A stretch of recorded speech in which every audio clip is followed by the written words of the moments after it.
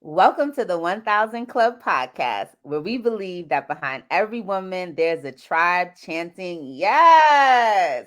We call our tribe the 1000 Club, and every other Thursday, we invite you into our VIP section to chat, console, shoot the breeze, or inform. Find us everywhere, including Apple, Spotify, YouTube, and Facebook.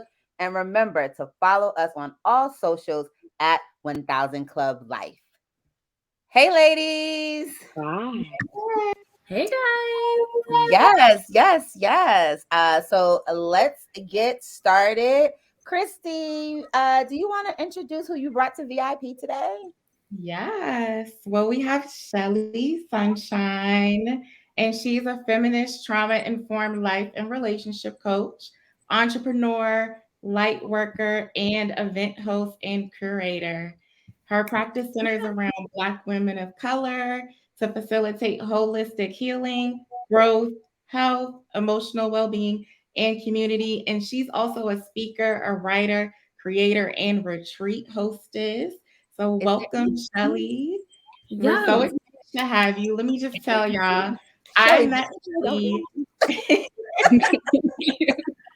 I met Shelly at a mutual friend's baby shower, and Shelly's like positivity and like light just like radiates. It's infectious. Like even through text messages, getting ready for the show, I was just like, her text messages even like radiate positivity.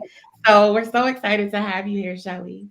Yeah. Yeah. Yeah. Thank you so much, Christy. I am so excited to be here and to be here with you and Courtney and Roshana. You all are beautiful, and I'm so excited about what you're doing. I am honored to be here and to talk to you guys. And I'm super, super excited about this topic.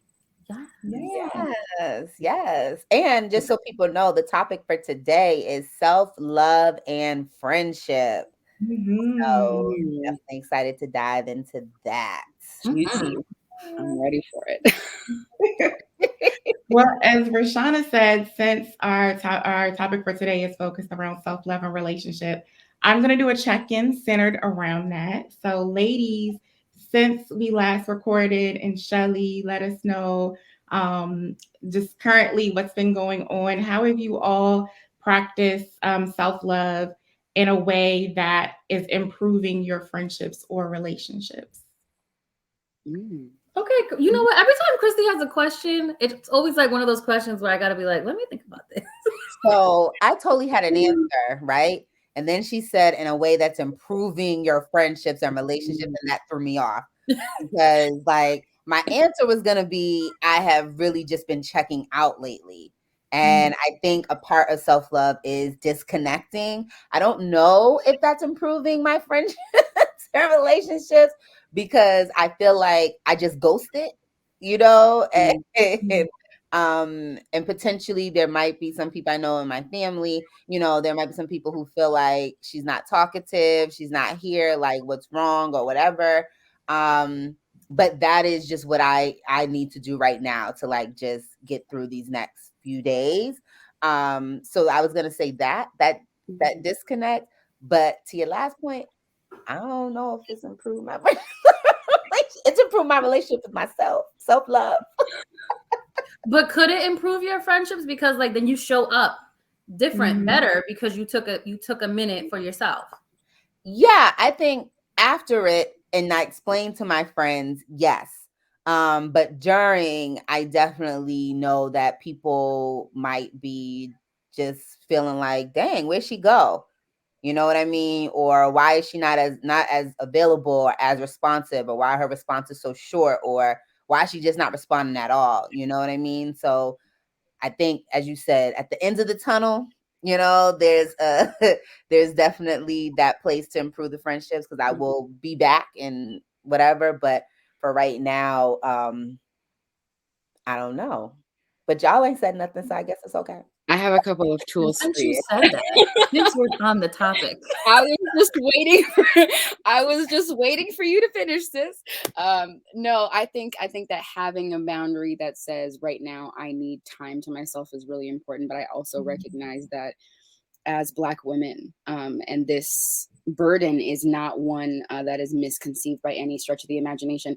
We assume that because most of the time we don't get the help that we need, or if we reach out, we're going to be rejected, that we don't ask for what we need. And oftentimes that does lead to kind of compartmentalizing and totally pulling away in this way that feels sort of separated, that feels sort of disconnected. And I think that you can have that space while still, you know, fostering those friendships and keeping them alive in a way that supports that boundary, in a way that I have seen people do this, and the way that I suggest that my clients do it, and the way that I do it when I have those moments is I have to be honest with myself and evaluate where I am and what I need. And if it's, you know, I need more support right now and I'm not sure I like, and I don't feel comfortable asking for it, I'm being vulnerable and saying I need more support from you right now. Or, you know, hey, I need for, you know, for us to take a couple of days where we're separate from each other. One of the easiest things you can do to communicate with everybody in mass in a way that feels personal, but also isn't taking a lot of energy from you, is to draft like a text that's general, like, hey, I love you so much right now. I have a lot of stuff going on and I don't want you to think that it has anything to do with you, but I need until Thursday. And then let's go get a cup of coffee. And what that does is it not only demonstrates good faith, right? Because you know, my first instinct whenever anybody's not communicating with me is, oh my God, they're abandoning me, everything's over, you know. So like having somebody check in and say, this is not about you, this is not personal. Right. I don't want you to internalize this and think, oh no, my relationship with this person is in danger. It gives them that assurance. It lets them know what's going on with you so that they have the assurance that you're safe and you're okay. So they're not like, oh my gosh, did she get into a car accident? You know, like, is she going through some sort of trauma?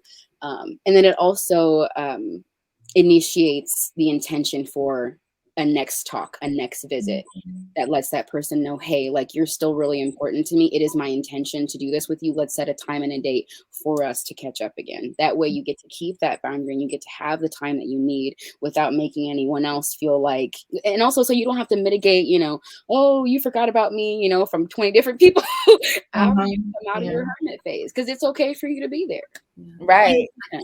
I think that's also better at that. You're right. Because I'm the type of person that's just like, sorry, it wasn't about you. Like, overwhelm. It's but yeah, you're right. I think that's also a good point, because especially now with social media, like if you have a friend that's like that and you're like, oh, they're on social media, but they're not talking to me, they're not calling, like you might think that something is wrong. So I think that's a really good tip to have. Thanks. It's not like, oh, you don't deserve time to yourself. Like, we're trying to take all the time you want. Really, withdraw completely if you need to. Like, hey, I'm going to spend some time with the monks. I will see you when I see you. But either way. Yeah, right.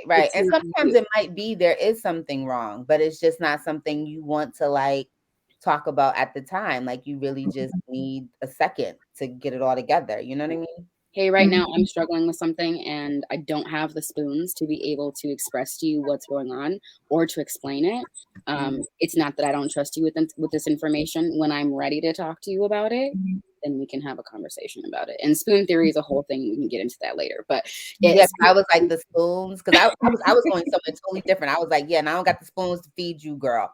Like, I need I can't even, that's how I was going. And I think that that's a lot of what it is, right? You can only fill from a full cup. You can only pour from a full cup. So if your spoons are all empty, if I've used up all my spoons and they're all in the dishwasher, I don't have any spoons to feed you. That's real. Right. And so until I've been able to manage my own spoons and fill up my own cup, I can't pour out of me for you. Right. But that's not what you meant by spoon, though, right? No, it is. Absolutely. Oh, it is? Oh, okay. Exactly what I meant. You absolutely understood it. Absolutely. Okay. All right. That's good. It's just a way of expressing what your capacity is for a certain amount of emotional investment at a given time. Yeah. I appreciate that. You let other people know where you're at. But Courtney, what's your check-in? How's your week been, and how is your self-love? Just to reiterate Christy's question, how is it improving your relationships? So I feel like for me, one thing that I've been doing, self-love, that's been improving my relationships, I would say, is like, because I'm in a space where I'm trying to change certain things in my life, telling my friends, like, I can't do this, so please don't put me in a space where I have to continuously say no or say, please stop doing this. So I feel like that is something I've been doing. I'm hoping that's improved my friendships and my relationships, because it's me saying that instead of saying yes or saying okay and then being angry and resentful later because I'm like, I really shouldn't be doing that.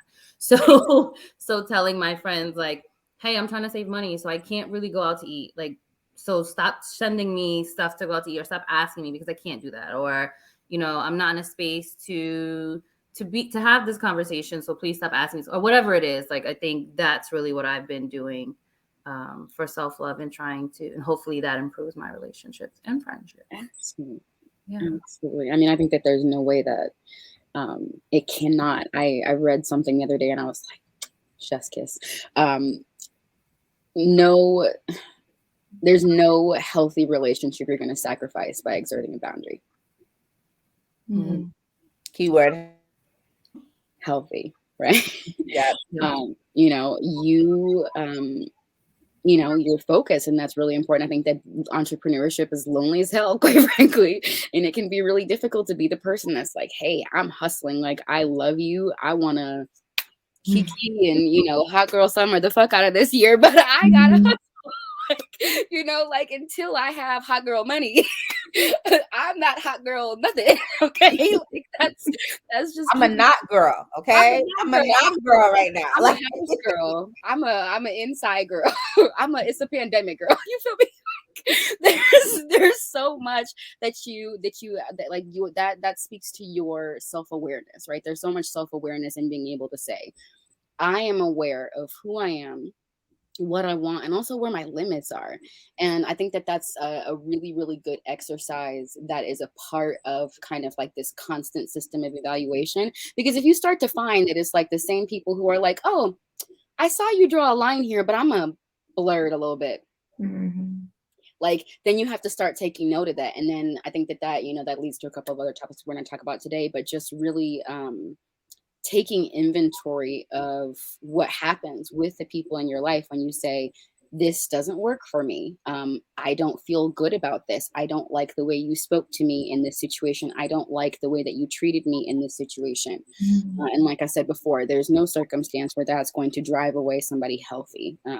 It's just going to show you where the people in your life were exploiting you and kind of why they wanted to be in your life in the first place, right? Because if you don't have any boundaries, and my MO is to just kind of like use people who don't have boundaries, if you're not setting and enforcing them, why am I going to stop? Yeah, and sometimes people do that and it's not malicious. I think they just do that. And I think when you do set boundaries for different things, like if Courtney's saying like, I can't keep going out to eat, like I'm trying to save money, then that to me, like that's when a friend is like, okay, girl, well, I'm gonna bring some wine and chicken over to your house. You know what I mean? Like that offers you an opportunity to see like if people really enjoy your friendship, or if they enjoy your friendship how they want to enjoy your friendship. And you could still probably be friends with that person that doesn't want to come to your house and have wine and chicken or water and a sandwich. You know what I mean? Like you can still enjoy that person when you do want to go out. But it does kind of let you know, to me, like where people are at. Mm-hmm. Mm-hmm. For sure. Christy, we got to bat your question back to you because Yeah. we want to know. So Rashawn and I are on the same page. I am just focusing on me. I said in the last episode, I'm focusing on myself and my family right now. I had a summer that was focused on friends and celebrating friends, and kind of neglected some other areas or some other people in my life. And so now I'm like all about me, right? And so I think kind of, Rashana said she didn't know if it was helping her friendships or not. I know for me, I can't be a good friend to you if I'm not like good with myself right now, right? And so while I am probably going to be a little bit distant from my friends in this season that I'm in right now, I know that I'm doing what I need to do for me in order to, um, have a better relationship with everybody in my life. And it starts with me. So I'm just really, like I said, in a space of just doing the work to better myself, mentally, physically, spiritually, financially. That's still a work in progress because I'm very much of I want all of the hot girl summer. So, yeah, so that's pretty much the space that I've been in. And like I said, I think I have had a situation where I've had to let friends know, like, hey, I'm not really able to really talk to you as much as I am able, as I used to, but we'll do lunch soon. You know what I'm saying? And so I really appreciate, like I mentioned, I had a challenging September. It was just a lot of challenges coming my way in September. And I just needed space just to process everything. And I did have to be forthcoming with some of my friends and say, hey, it's a lot going on right now. I'll talk to you about it when I'm ready. So yeah, that's where I've been. And I'm hoping on the other side of focusing on me, I will have such much more meaningful friendships and relationships. Definitely. I think that it you saying that kind of sparked a question within me. Are there people in your life right now in your immediate circle, like geese flying to Pacific Northwest, who knows? But are there people in your life right now that you feel like you are able to lean on when you go through those difficult moments? Because I'm always very concerned when someone says I'm going through a hard season, and so everybody that I call my friend I have to pull away from, because in my hard seasons those are the people that I pull closer to me. Those are the people that I rely on most, because as self-sufficient as I try to be, I believe in interdependence. I really do. I think that it is so important to be able to say, like, despite the vulnerability, tears rolling down my face, fighting through every word, I can speak my truth. I can be heard in front of this person. And even if they don't have the answers, if all they can give me is, it's okay for you to be suffering right now, anybody in your situation would be like, you are strong. I know that you're capable of getting through this. Like, sometimes that's all you need to, like, push through that difficult season a little bit faster. So I think that, in this season where you are evaluating so much and you've gone through this kind of tower moment of the soul, if you will, where everything has kind of been taken away from you and kind of rebuilding. I think that it is an opportunity to see it as a point of rebuilding. And I'm kind of in the same space right now where I'm like, yo, universe, I thought we were cool. Why are you taking everything from me? Like, what is happening to all my friendships? Like, what? Like, and I think that it's one of those things where one of the projects that I'm working on, and it was sparked by an idea. I'm not a religious person, but I think about the universe sort of like Christian people think about God. And one of the things I noticed about the order of the universe and kind of moving in purpose is, if you are committed to your purpose, like, if you're not, then the universe will just let you play around, like, just stay where you're at, do the same thing, go on default. But if you are in purpose and you are not willing to move from the season that you are in because you're comfortable, the universe will burn the bridge for you. The universe will burn the bridge for you, and you'll be like, wait, I was on the bridge. Why did you burn the bridge while I was on it? And the universe is like, I told you to get off. I gave you signs and signals that you needed to drive a little bit faster because the bridge was about to burn. And since you were not willing to light the match, I am setting your path ablaze, because it limits your options, right? If the people in your life start showing out and they keep showing you that they don't have loyalty to you, that they don't respect your boundaries, at a certain point, the universe is going to make that message so loud that you're like, damn, that was violent. But the other signs, you were like, I'm comfortable here. And so I think that it's a really, really good opportunity to look at your relationship with literally everybody in your life and say, do I feel as safe with you as I feel with me?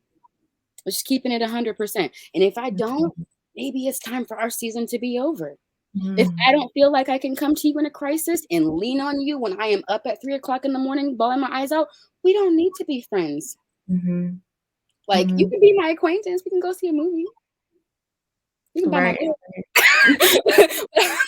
I'm not gonna call you my homegirl. I'm not gonna make emotional sacrifices for you, because I think that's give and take. Like I do not ask of my friends to show up for me in a way that I can't show up for them. And because I'm the person that you can call at 3 o'clock in the morning and be like, bitch, my whole life just fell apart. And I'm like, I'm on a flight.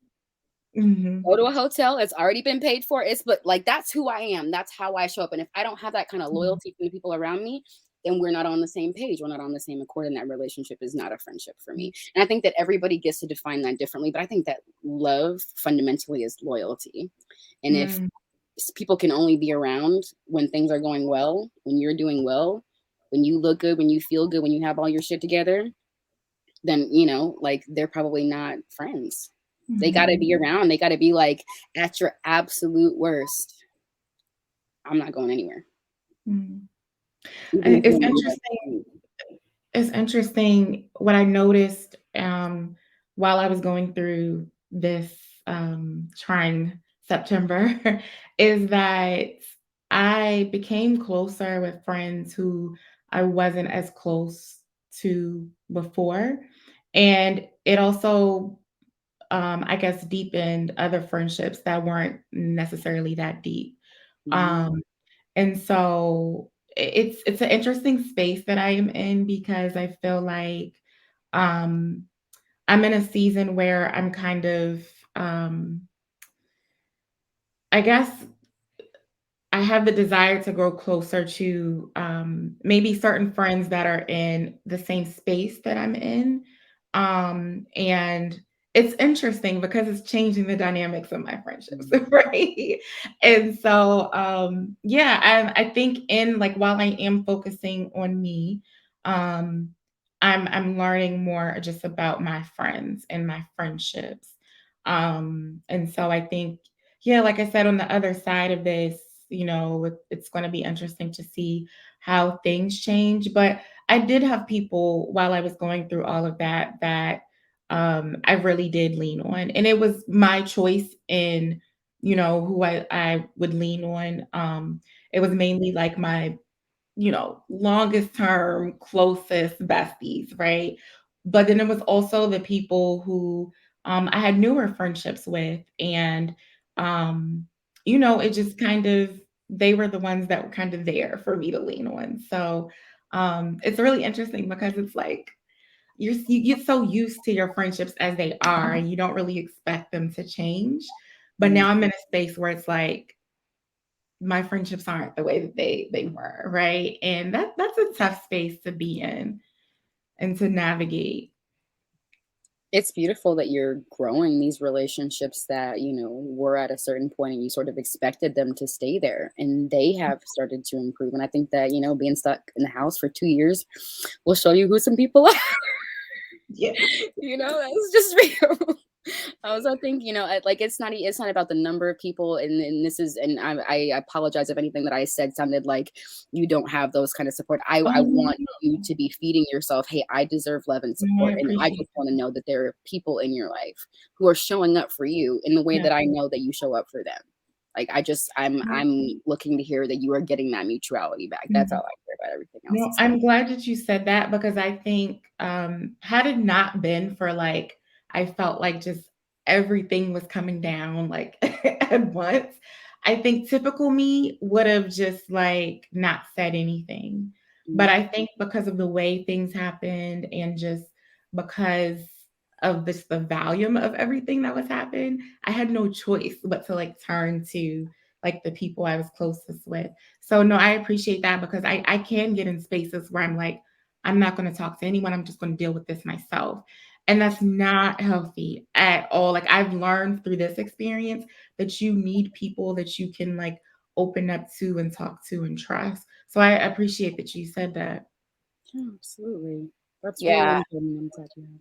I also want to add, because I feel like Christy and I are in the same space, not together, right? I think like our friendship is one that is changing, right?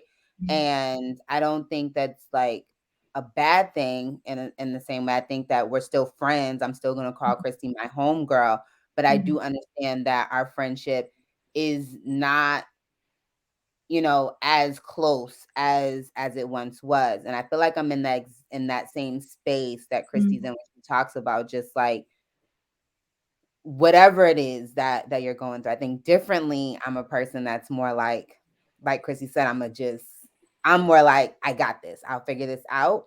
But it's one of those things that it will be interesting on the other side of it, right? Like what will my friendships look like? And I can already tell, just like the question you asked, like, do you have that person or whatever, right? Like I can already tell like it's going to change because it just has to change for me because I'm evolving, I'm changing. And so the question that I would throw back out there to everyone is like, how do you communicate that with your friends? Because it's not like, and I'm using Chris as an example because I think it's a good example. It's not like Chris and I have sat down and had a conversation like, yeah, so our friendship's not the same, like whatever. And I don't think it's something that you necessarily need a conversation about. But I also think that I have friends that probably do want that conversation, and it's like, I don't know when you have that. Like, I know right now it's not ready to be had because I'm still working through it myself. But like, is it a conversation that has to be had, or is it just kind of like just Absolutely. kind of know? You know what I mean? Because someone else, like for instance, if I were like a different person, I might be thinking like, damn, Chrissy don't fuck with me no more. You know what I mean? Like, I might take it like that, but and you don't want someone that you do care about to take it like that. So you know what I mean? Like, how do you kind of let someone know like we're still friends, we're still cool, but where I am right now, what I need right now is different than what you're able to give. There's that question, but then the other question is it that the person's not able to give it, or you haven't given them a chance to be able to give it, right? Like, I don't know. I don't that's what I would be back out to y'all. I don't want to like be a microphone hog. This is sparking so many It's responses. okay. You're the VIP guest. So I think just to answer the second part of your question first, I think that it's absolutely a conversation that needs to be had. And if you find that it's not a conversation you want, then it's probably No, not the cabin. Oh, Oh no, no, no. no. okay. We're back. We're back. Okay. I started seeing spinning wheels, and I'm like, no. I'm a Mac user, so you know what that makes you panic. So I'm glad that we got back online. So what I mean by that is this. We Wait, missed let's everything. go back to the first part because Yeah. all we heard was it's a conversation that needs to be had, and if not, and then you went out. And then I love it. Perfect little cliffhanger. I think it is a conversation that absolutely has to be had. And if you're not willing to have the conversation, then it's not a relationship that you value. And I think that it's a matter of being honest with yourself. And I do think that your relationships are going to change and they're going to be better in the future, but there is still going to be an element of those people not being able to support you emotionally in the ways you need, because right now you're actively denying everybody in your life the opportunity to support you emotionally, which means that when you come out on the other side, you're going to be really strong and you're going to know you, the new version of you, and you're going to know how to handle all the shit that's going on. But now you have created this persona that is totally separate from the people who are supposed to be close to you, which means that the next time you have a problem, you're not going to reach out for them, which means that the emotional intimacy in the relationship you actually want is not ever going to be achieved because you aren't creating the opportunity for that. And so I think it's a good thing, like I said, for you to exert those boundaries. But like I said to Christy, I mean, it's retrograde. We're in the middle of a pandemic. I genuinely believe that right now the universe is saying all the bridges that you refuse to burn, I'm getting ready to light them up. And I'm watching it happen everywhere in my life. Everything where I was like, oh, that little microaggression, I'm going to let it go. Oh, that little weird comment, I'm just going to, oh, that little weird thing someone said or did, I'm telling you, like now it's like, I have all these memories like flooding back of all these little things. And I'm like, wow, because I wasn't willing to be real with myself. And you guys, I had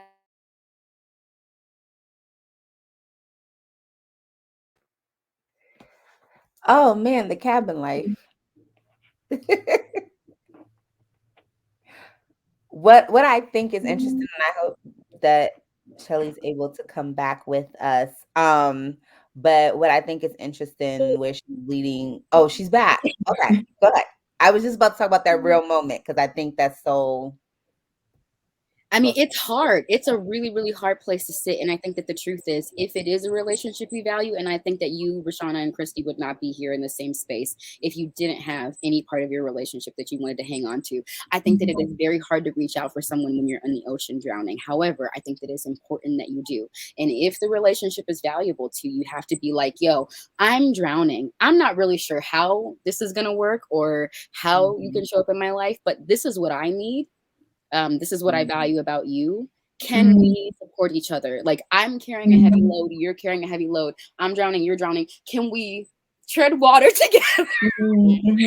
Because if the fact is that you don't want to fight for that relationship, it's probably because you've seen that person fail to tread water with you, fail to support you in ways. And if you're honest with yourself about how that person actually shows up in your life, it's not because you're just naturally mistrusting. It's probably because I gave you a reason not to trust them.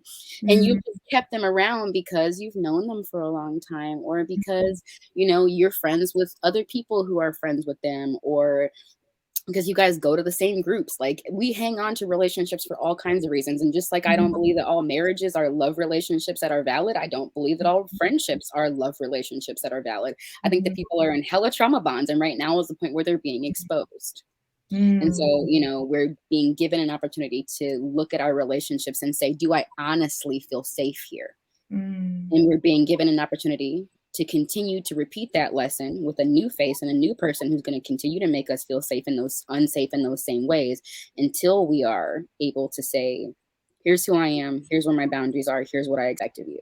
And if you can't do those things, that's cool. Right now in my friendship that is being dismantled right now, there was a choice that was made regarding my safety and livelihood, and also honoring an agreement that we had that moved me halfway across the country. And ultimately, as frustrated as I was, as much as I wanted to be like, you need to do this and you need to do that and you need to do this, that's not up to me. I'm at the point in my life now, and I think that this is a place that brings a lot of people peace. You have to get to the point where you are genuinely okay with everybody else doing whatever the hell they're going to do, but being super clear on that so that you can make your decisions. And what I said is very simple. You don't have to make the choice that I believe is honorable, ethical, fair, or loving of me. But I need to know where you sit on this issue, because with that information, then I can make my choice. And there's not going to be any love loss. It just means that I'm not going to be able to show it to you in the same way. And it means that you're going to lose access to me. And those are hard conversations to have. And some of them we've had, holding hands, tears streaming down our face. What do you really want and what do you really value? Because you're saying you love me. You're saying you support me. You're saying you want the best for me. And actively you are harming me. You cannot say, oh, I'm sorry I have the knife in your back, and not take it out. So are you willing to take the knife out, or do I have to move my body? That's all I have to know. And from there, you make your decision. So if you have doubt about who the people are in your life, get clear about it. If the doubt is because you already know, eliminate them. The truth is, you really do not need anyone. That's the fundamental part of interdependence. It's not codependency. It's not without you, I can't survive. Right. It's not, I'm not able to keep swimming. It's, if you decide, fuck me, fuck you too, I'm going to keep swimming. And that's just keeping it real, and it's, and like I said, like, I'm the kind of person, you walk out the door's not locked. The door's not, there's no, doorstop. However, I'm not holding the door open anymore. I'm not putting out a plate for you. But if you decide that you want to come back into my life in an earnest way and say, hey, I acknowledge the ways that I have wronged you, or the ways that I have fallen short in the expectations you had of this relationship, I want to do better, that door is open. But people have to be willing to make that choice. And if you keep dragging people from old seasons into new seasons because they're buddies, because you knew them a long time ago, because you feel like you have some kind of obligation to them, and you don't feel safe talking to them, you don't feel safe being vulnerable with them, they're not your friends. They're just people, And I think that right now is a season where we are being asked to let go of things that we think we want, so we can have what we really need. Shelly, you're preaching my life right now. I'm like, yes. Like, And I couldn't tell you this if I wasn't going through it. I mean, I'm telling you, like, this is, if you had told me 3 months ago that what is happening inside of what I believe to be my closest friendship was going to happen, I would not have believed you. I would not have believed you. You could not have paid me $3 million on Tuesday before 3 months ago to tell me that this is how this is going to play out, that my best friend would facilitate racist violence against me and allow other people to do this. You could not tell me that. I would not have believed you. But the truth is, there were all kind of signs. They were just really subtle. There yeah. were really subtle signs. And I think that the truth is, if you are afraid to swim by yourself and you're just hanging on to dead weight, all you're doing is drowning. And I think that at this point, like I said, I had to be like, I recognize that whiteness is comfortable. I recognize that having a white male covering is also comfortable, but I also recognize that you have a covenant and a commitment to me and to keep your word. And so if you choose not to do that, I cannot hold that against you. I mean, I can, but I can't make that choice for you. I can't make you do the right thing. All I can let you know is what's going to be my response to the decision that you make. So if you don't mind me asking, like, and you Yes. can decide to disclose or not, but like, what exactly happened? So I was living in Chicago back when Christy met me. In fact, Christy met me like a day before I moved out of my condo. But I was living in a condo that was rent to own, had a lot of problems. The living situation was unsafe through the entire time that I was there. Had some financial issues and owed my landlord a little bit of money, not anything extreme. And then the moratorium ended. And the day after, she sent me this letter, tagged on a couple extra $1,000, and was like, oh, yeah, I sold your condo under you. You have 35 days to get out. So I was like, oh, shit. This Right. is bad. She's trying to extort me, and she's literally kicking me out of my home. Like, this is not an apartment. This is a rent to own. Like, I'm paying off a mortgage right now. So the whole thing was ridiculous. But either way, I'm not the type to overstay my welcome. And I was like, to preserve my peace and not cuss you out, I'm gonna leave. Because like this is too much. And this was a Black woman. So I think that I was just like, I felt wronged in so many ways over the situation. I was like, I literally tried to get her paid through federal programs when I would, because I had 2 emergency surgeries back to back that had 6 weeks of complications that threw all my money off. And it was not something that I had an option for. It was like I had to get these surgeries. It was going to be like a life or death situation if I did not. So it just created some financial hardship for me, and I was totally transparent about the whole thing. Anyway, so I let my then best friend know. I'm like, this is bad. My landlord just sold my house. So I gotta go somewhere else. I'm like, right now my financial situation sucks. Like, I am freaked out. I have no idea how I'm gonna go forward. I'm like, I'm gonna have to problem solve, but this is a bad situation. And she was like, I'm getting ready to move out of my place. I know you don't really want to live in the Pacific Northwest, but do you want to come and live with me? And I was like, you and I having a condo together or an apartment together is pretty much the only scenario out of like maybe 3 or 4. No, you're okay. He's calling. Those watches, I don't think I could ever get over having like a whole computer just like on my wrist. It's actually the watch, but I have the watch connected to everything rings. So it's like the watch is ringing, the laptop is ringing. Right. Every device rings. It's like really annoying when you get a phone call on any Apple devices and all you have is Apple because everything is going off. Yes. At this point, I feel like my mom has interrupted, every episode. So we're just gonna have her on Wednesday. It's gonna be like a running. It's gonna be a running shtick. I love it. It's great. We'll be like, hey mom, we'll go like right, basically. So she told me, hey, come out here. She had like some Alaska Airlines credits, and I was like, great, because right now I'm super broke, and I literally don't even have like flying last minute and getting all the stuff together is just all really expensive. So I had to pack up all my stuff, move it into a U-Haul, not a U-Haul, what are the public storage, and rent a U-Haul, all that other good stuff. So before I actually moved out of my space, let's say halfway into that time, a little later than that, I've purchased my tickets already, I think, at this point. she sort of informs me that her boyfriend and another person are looking for housing, and both of these people are white, and that she has that they're looking for a house together. And I'm like, huh, okay, right. And this is flag, right? Number one, that like for me it should have been like, flight booked and all, agreement and all. I think I have a love relationship and all. I should probably be like pretty concerned about someone saying this, because now the situation has changed and I've already committed. So I'm like, cool. So what does that mean for me? Oh, we're gonna keep a room for you, and you're gonna be able to come and go as you please. Because I know that you don't really want to live here; you just kind of want to travel. So I was thinking, she was telling me that it was gonna be a situation kind of like, how like flight attendants drop in on their spaces and they kind of rent a space, and that this space that I'm staying in right now was gonna be like a dual photo space, and also keep this bed in here so that when I came in from out of town, that I could stay here in the interim. And so I was like pretty concerned about that. So I did voice that, and I was like, so what happened to you and me living together? And it was like, oh, we found a house, and like they need spaces to live too. So, we're gonna do this. And at that point I was like, I mean, you're kind of telling me what's gonna happen. Even if I have to tolerate a situation that I'm not comfortable with, I really don't have any choice at this point, because it's like, 12 days outside of me relocating. So they get the house, they move in. From their perspective, from the two other people who are in the house's perspective, they never had a conversation about me moving into the house or being a permanent roommate.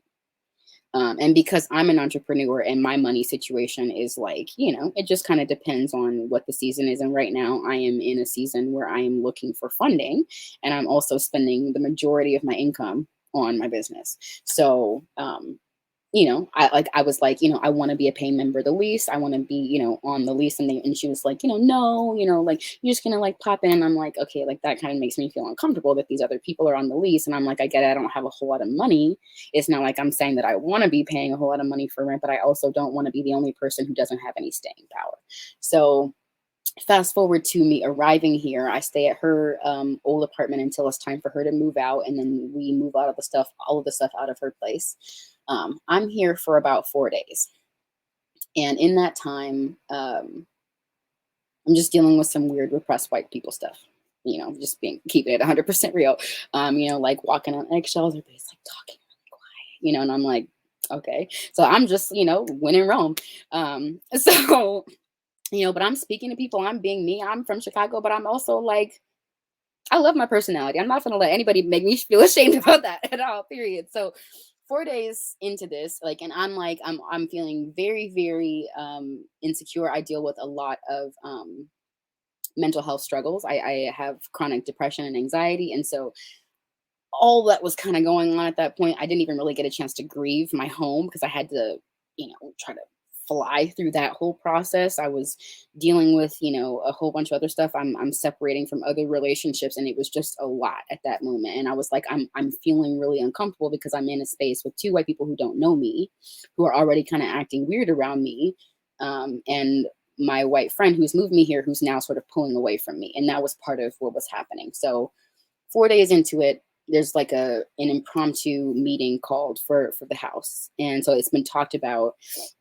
And it kept getting like rescheduled. Maybe it's like longer than 4 days. It's definitely not more than a week. So I'll sit down, and basically this other person that I have never met, not the girl's boyfriend, but the other person in the house, starts leading the meeting. Those people who are really arrogant, and they think that they have really great social skills and they can just kind of boss everybody around, and that counts as leadership kind of person. So it was like, this is what's going to happen. And, this is who I am. And I I don't really like to talk that much. And like, I just have these habits, and like, this is just how I am, and you have to accept me. And then we're going to go around in a circle and talk about how everybody feels, and we'll go one at a time. So then it's my turn.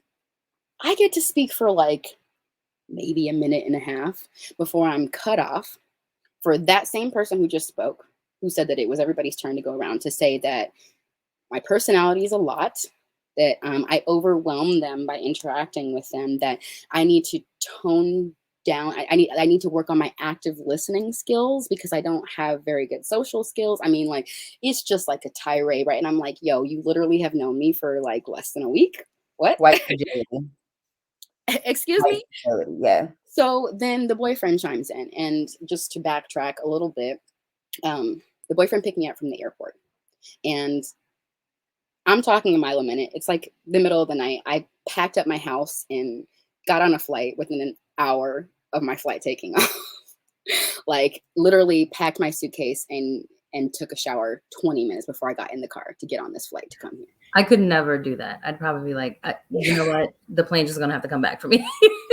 I was freaking out a little bit. There was a lot of weed involved, but I was freaking out quite a bit. I was freaking out quite a bit. I was like, okay, shower. Okay. It was a lot. Right.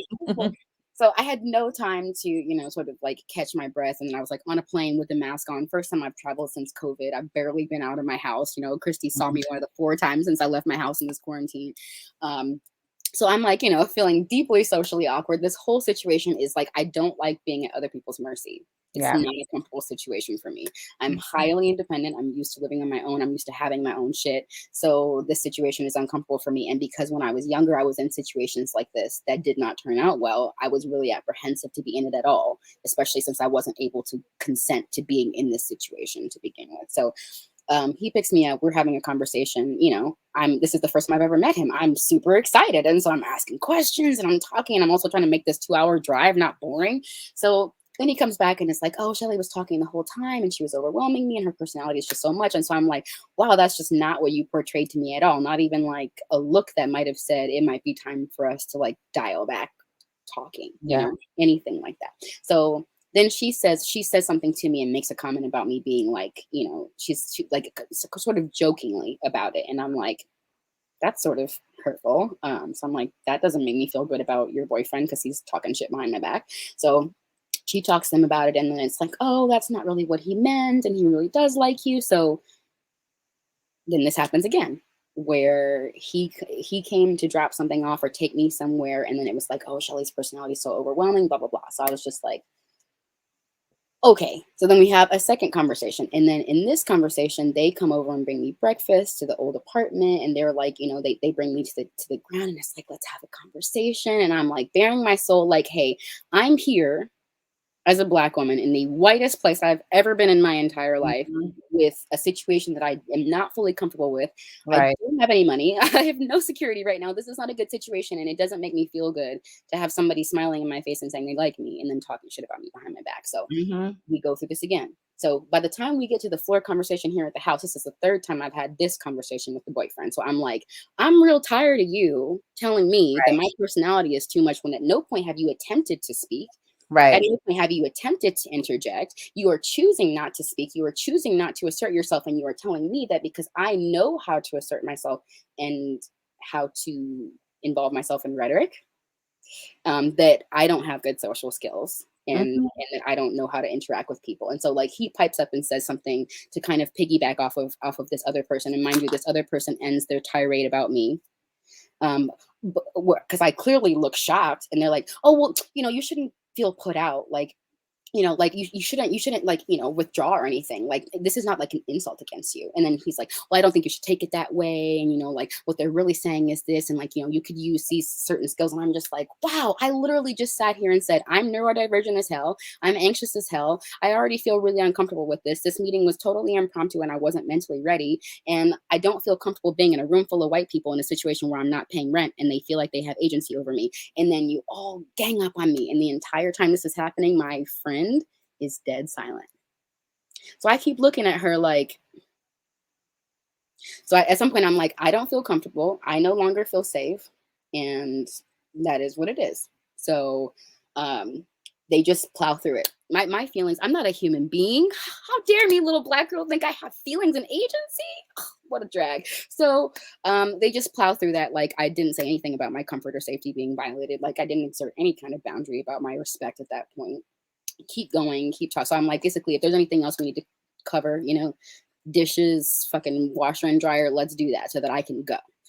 So they just act like there's nothing wrong. Everybody who had a comment about me not being able to read the room and pick up on other people's emotions just completely disregarded my clear statement of my emotions on several different occasions, even my prefacing what I had to say, which was not necessary with my concerns and my safety issues. Anyway, so I leave, I come back, and I'm furious. I'm ready to get the fuck out. So I come up here and start packing my stuff. I'm in tears, but I'm like determined. I'm packing my stuff. I'm calling my mom. We don't have the best relationship, but hey mom, I need to get the fuck out. And she's like, okay, I'll put you up in an Airbnb, like find one for 2 weeks. And I'm like, cool, bet. So I go downstairs to get my stuff from the downstairs bathroom, and her boyfriend comes and finds me, and he's like, are you okay? And I'm like, no, I'm not okay. So I go upstairs to my room and I keep packing my shit, and he calls her because I'm like, I'm leaving, like the fuck. So he calls her, she's left. Right. Because I guess she went to go get like food for everybody, because she's like, oh, I want to get food, you know, she's still trying to deal with it in some passive way. But she comes back, is begging me to stay. I love you so much, I care about you so much, this is so racist, this is so wrong, I understand what happened, like I'm so sorry, please allow me a chance to fix this, I want to do better. So I'm like, girl, bye. I am really feeling violated right now. You need to fix this. And I mean, like now, like this situation is already one that I didn't want to be in. The agreement that I made with you was to live with you, not with these other people. And now that they have been violent and aggressive towards me, oh, that's part of it too. This other person used coded language, including aggressive and dominating, to describe my position in the conversation. Speaking when I was asked to speak, but being cut off. Anyway, really quick about those Yeah, cohorts, right? Because I was watching Netflix, The Circle, and I don't know if anybody watched this season, but I watched the season, and I absolutely did not like Sophia, who was playing as her sister, and I did not like Matthew, who was playing as Ashley, and I didn't like the two of them because throughout the whole season, they continued to call the Black players dominant. They kept saying, oh, they're always dominating the conversation. Everyone likes them. They must be smooth talking, right?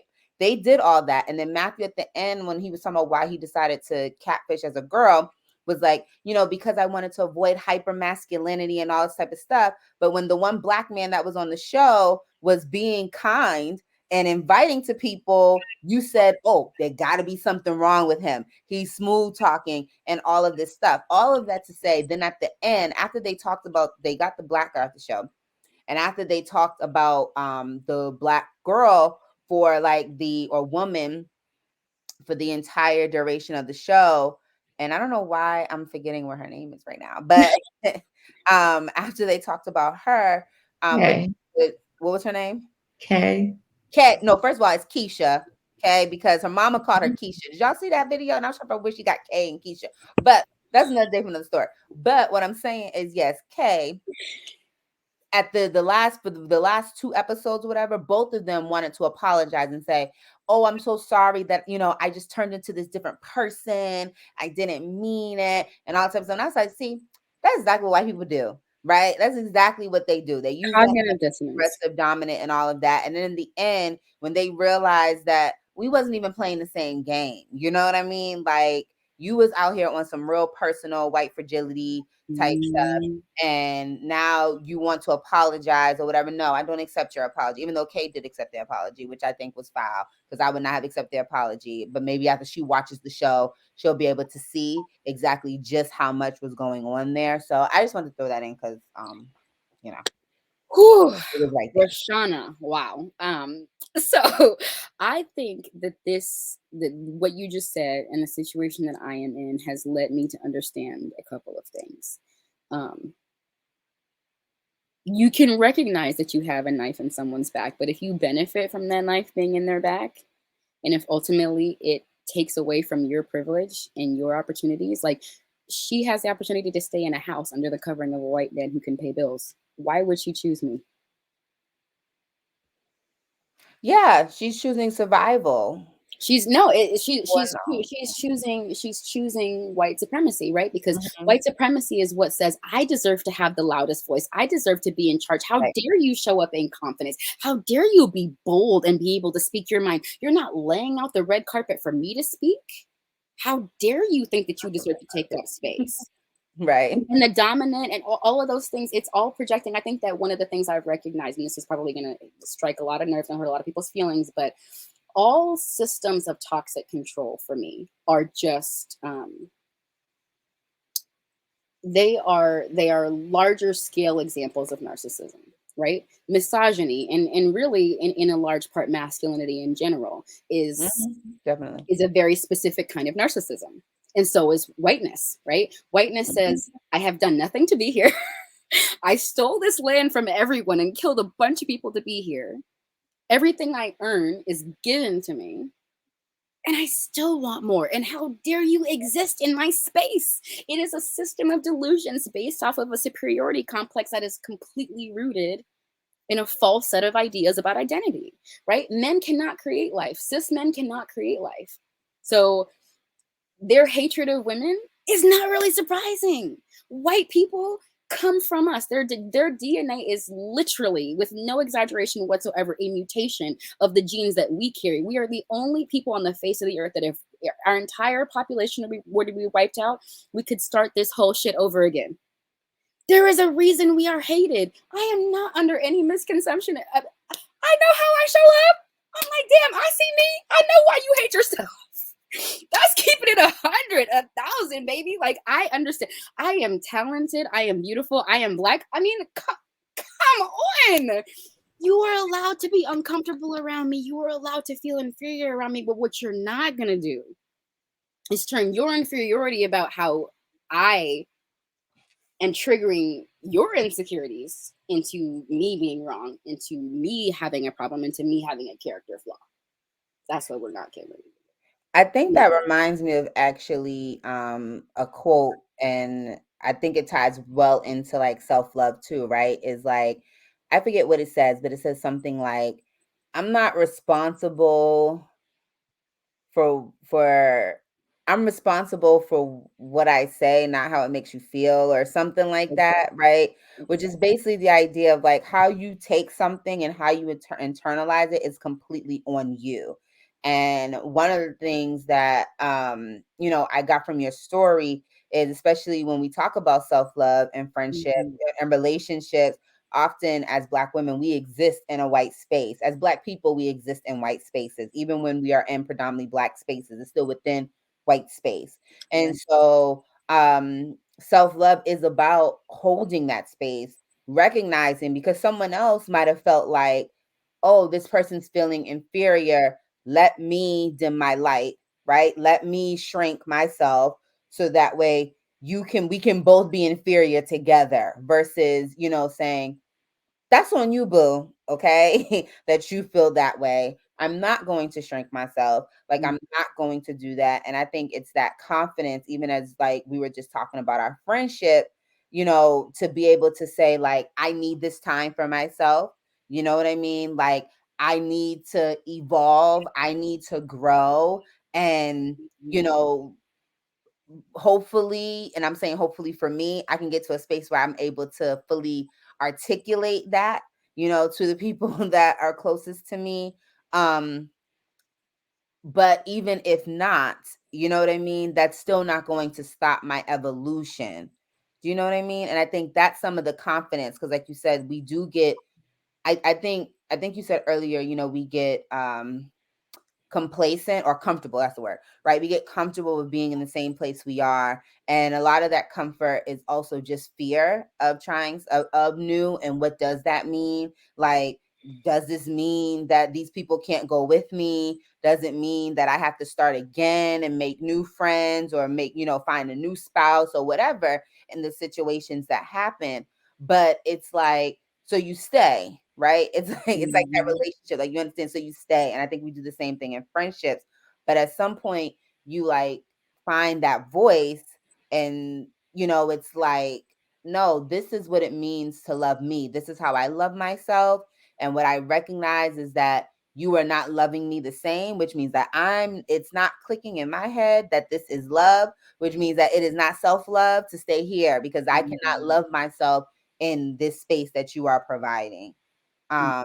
So yes. You said that beautifully.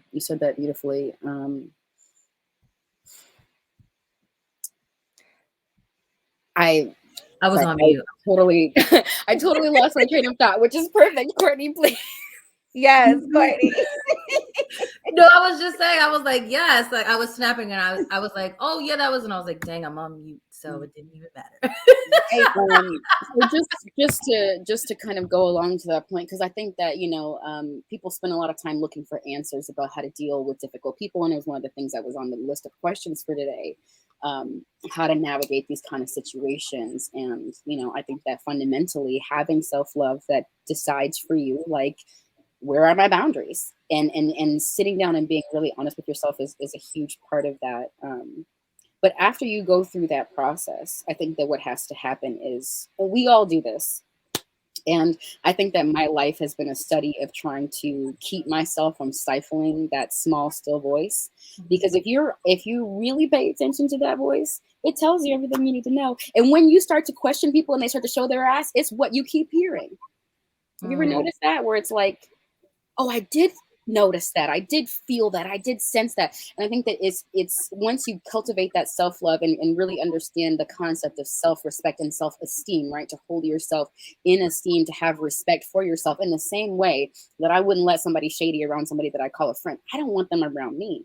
And I think that it is like not only being really real with yourself about what you're feeling, but it's not letting little shit go. It's about really being aware, because people don't give microaggressions enough credit for how damaging they are, and how really, if you listen, people will tell you who they are. And so I think that we often have all kinds of excuses, right? As soon as someone says something or does something, I know I have a knee-jerk reaction to just dismiss it, because of how I grew up, because of how I was conditioned to respond to people, especially anybody who wanted control over me, who just had to assert that they were an authority figure. And right now, what this is teaching me is these white people, despite what they think their authority is, don't have shit on me.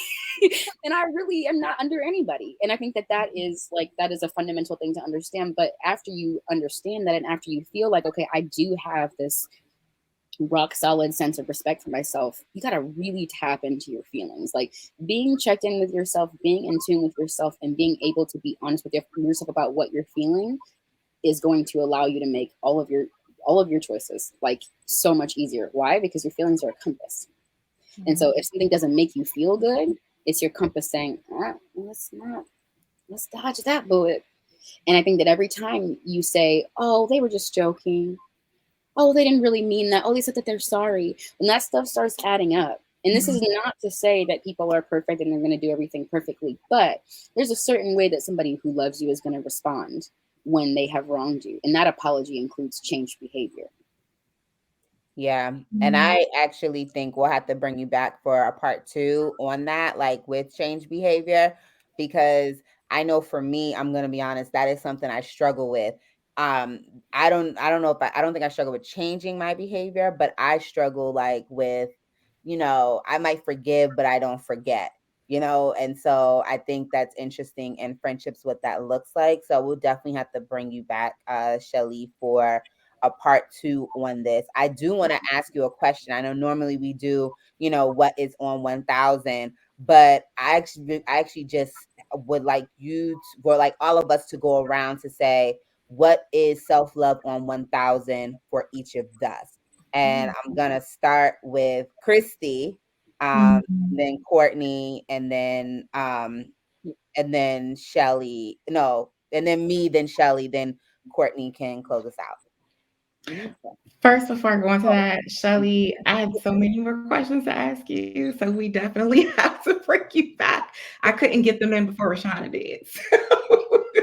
I love how this whole thing Rashana was flowed. I doing loved it. It was it. awesome. But yeah, so we definitely have to have you back. Um, Self-love on Can't wait. 1000 is, gosh, that's a really good question, Rashana. Um, I'm gonna answer it based on where I am right now, and I think self-love on 1000 for me is doing what's necessary for me to be my best self, and doing the necessary work and reflection so that I can do better and be better, mentally, physically, spiritually, emotionally, financially, all of that. Yeah, that's what it is for me right now. Yeah, I think for me, self-love right now is keeping my head down and grinding. Because as you said, Shelly, I'm not a full-time entrepreneur, but that's definitely where I would like to move to. And I think about the Beyonce article in Bazaar magazine, where she just talked about a lot of the sacrifices that she had to make, and she really just had to dedicate her life to that dream. I don't necessarily want to go as hard as she did, because we do know like there are, not so great outcomes for that you have to correct later. But I definitely do need, I definitely just, self-love for me is dedicating myself to my dream. That is, it's just allowing myself to dream again, and pushing to see that become a reality. Definitely. What does self-love in 1,000 mean for me? Where I am right now, that means just honoring myself in every step of this journey, every step up, every change, even every like setback or every fail, just say honoring myself in that, and just saying, speaking life into myself in a positive way. That for me is self-love on 1,000. Mm-hmm. Absolutely. You guys all had really good answers. I think that self-love for me right now is enforcing the boundary that I have, that nobody around me can love me less than I love myself, and I love me a hell of a lot. It's also understanding two things, and delving into the concepts of forgiveness and grace. And forgiveness for me is not a concept that I have ever embraced, and any client of mine will tell you I never advocate for it, because I don't believe in that bullshit. However, I had somebody reframe the concept of forgiveness in a way that I could get behind, because forgiveness, the way that it has traditionally been taught, says, you hurt me, you kicked me, and you said, hey, I want you to forgive me, and I say okay, and so that's how we go forward. And I don't believe in that. I don't believe that that's how healthy relationships work. And the way that I heard it explained to me is forgiveness is letting go of the possibility that the way that the past played out could have happened any differently. And I was like, interesting. Because I think that when you do that, even right now in this situation that I'm in, like if I'm still yearning for the friendship I thought I had, and if I'm still resenting the things that I wish had happened, that's going to keep me in this cycle where I keep expecting someone to be someone that they are not, and who they have shown me not to be. Forgiveness in this context allows me to move forward. And grace in my current definition is understanding that as much as I want to be in my $65 million house, married to, what's his name? Search style on Instagram. I am not, I am right now. I had to be honest with myself. Someone asked, like if you were to get everything you wanted, like literally everything you could possibly dream of, and if you like today, it was just like, boom, snap your fingers, you got it. Would you be comfortable, and would you be happy? And I would not be, because I wouldn't feel like I earned it, because there are things that I still have to cultivate that are going to make that experience really satisfying for me that I haven't gone through yet. And my issue has always been wanting to push through and like not deal with the hard thing, just show up at the end of the rainbow. And grace for me is saying, this is where I am. Everything that I have experienced thus far is part of how I can be this person right now. And the journey is the experience. It's not just, where I end up. And it's not this, the end is not even satisfying or gratifying without this part. And I have to be present in this. So long response, but that's what self-love on 1,000 looks like for me, ladies. Yeah. Oh, are we doing, oh, go ahead. No. I was just going to say that's good, but you started talking. Go ahead. I was going to say, before we close out, Shelly, you have a book coming out, and then you have something special for our listeners. So tell us about that. I do. So I am releasing a self-love journal. I'm so excited about this book, you guys. This is a project that I've been working on for the last couple of months now, and I plan to release it next year, early next year. But everybody who gets the free coloring book that I have out right now will also be signed up. Yay! You guys are on it with the graphics. Yes. If you go to my website, shellysunshine.com, there's a landing page. If you sign up for emails, you'll get the free coloring book. I think it's like 25 full pages of coloring pages stocked with, all kinds of affirmations, eat the damn donut, that kind of thing. And once you're signed up for my emails, you'll be on my email list. And once it's available for pre-sale, you will get kind of like a trickle down, basically. Like I'll be giving you content from the book as it is being ready for pre-sale, and then after it's ready for pre-sale, then you'll get a free download of a portion of the book until it is actually available for sale. And to kind of gear up for the retreats that I'm going to be doing in Cape Town, South Africa, specifically for Black women, right? To help us recover from the pandemic and the race war and all the other crazy shit that's been going on. I wanted to offer a really special opportunity for everybody who listens to this podcast to come and join me on my newly formed Facebook group, the Shelly Sunshine Self-Love Club. And there I'm going to be giving away all kinds of freebies, but we're going to do a 3-day retreat to kind of just sort of take stock and inventory of where we are in our healing, in our self-love relationships, and to evaluate our relationships and work on improving that with skills I'm going to teach over those 3 days that are going to lead to improved change in all of those relationships. So I look forward to seeing you guys in that group. I'll be posting there very shortly with all the information about it. And there are going to be downloads, ebooks, all kinds of resources being provided to you over these 3 days. So I look forward to you joining us. Yes. I get a mark and everything. I love. Yes, you see it at the bottom. Order her book. She's on Facebook. Ladies, Christy and Rashana, did you have anything for our listeners before we kind of close out this amazing episode?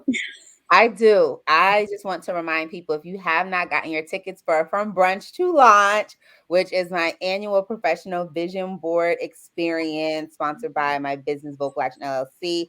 As you all know, it's a space for Black women to come and talk about what are their professional dreams, what are their goals. And that includes, we'll have a special section about retirement, because it's not over at the retirement. You can still have goals and things that you want to achieve. And so last year was virtual. This year we're offering hybrid. So as you see on your screen, virtual launchers, it's $75. Your $75 includes access to all the beautiful experts and partners in our mission that are attending the event, including a launch kit, which will contain all of your vision board supplies and some goodies that I'm so excited that I've been able to work with a really great Black women-owned marketing company to curate. So I'm really excited about that. And then also, we will have a full brunch this year. And so for a limited amount of guests, that number is 15. So please, it's first come, first serve. If you are living in the Maryland area or you like to travel, we will have a full brunch here at my home. So I'm opening my home to you all because my goal is to make this an actual retreat. And so, yes, please get your tickets. You can visit www.vocalactionllc.com/invest, because this is an investment in you. And we're so excited. Where my company is just so excited to host this event again and level up. And then the last thing that I want to announce, because I cannot remember when this episode drops, but I believe it drops on the 21st. And so we at the 1000 Club have been invited to Hoodie Season, which is a local event here in DC. And what they do is it raises money for nonprofits. And this year they're raising money for the Hustlers Guild, which is an organization that is near and dear to my heart. As one of the founders, we share the same birthday. She went to Alabama State. And then another one of the founders is Course, an alumnus of the Tuskegee University, my alma mater also. And so 1000 Club podcast will be live on site. You can catch us on Facebook and YouTube, broadcasting, interviewing some of the people that are attending this event. And we'll be excited to have y'all watch. So that is November 6th. We will post all the rest of the information in terms of the time on our socials at 1000 Club Life. But yes, please join in, support us, and donate. We definitely want to raise a good amount for the Hustlers Guild, which is an organization that helps. They actually invest and leverage their resources to help other nonprofits grow. And so they do that. And one of their newest campaigns is um, don't shoot guns, shoot cameras. I'm probably saying that wrong, so I'm so sorry. Mm. Shoot cameras, not guns, something like that. But pretty much it's a program that they have with comedian Red Grant and also athlete Matt Barnes. I'm gonna say Michael Barnes. Sorry, Matt Barnes. Where they take youth and they put them on a several week journey to be able to produce a film about their lives or the lives in the communities in which they live. So yes, the Hustlers Guild. You can go to hustlersguild.org and donate. But also, if you're in the area, when we post, buy a ticket to hoodie season and support our local nonprofits. That's all. And if you need a recap of that, please go to our social media at 1000 Club Life to get all of that. You can catch all of the information that Rashana shared there. And we should definitely add the link to the milkshake page. So you can go on to our Instagram at 1000 Club Life and click on the link so you can register for From Brunch to Launch. And Shelly, thank you. Oh. Shelly, thank you so much. We're definitely going to have to bring you back for part 2. There were a lot of questions that we did not get to that we definitely want to talk through more. So we are definitely going to be excited to invite you back to the VIP section of the 1000 Club to have additional conversations about friendships, relationships, self-love, and all of those things. And if you're listening and you have any questions for Shelly, one, you can follow her at Shelly Sunshine on Instagram. Also, as she said, you can join her Facebook club. So I'm assuming all your links are on Instagram. So if they go to the link all links are in the bio. Private coaching is available. Group coaching is available. In fact, if you have any friends like Krishana that you want to have hard conversations with, I mediate. So bring it to me. You need a mediator? Okay. Maybe. I might need it. Let me order the book, okay? I fully understand what needs to happen. Yes, absolutely. Yes. So please follow her. Follow at the 1000 Club Life.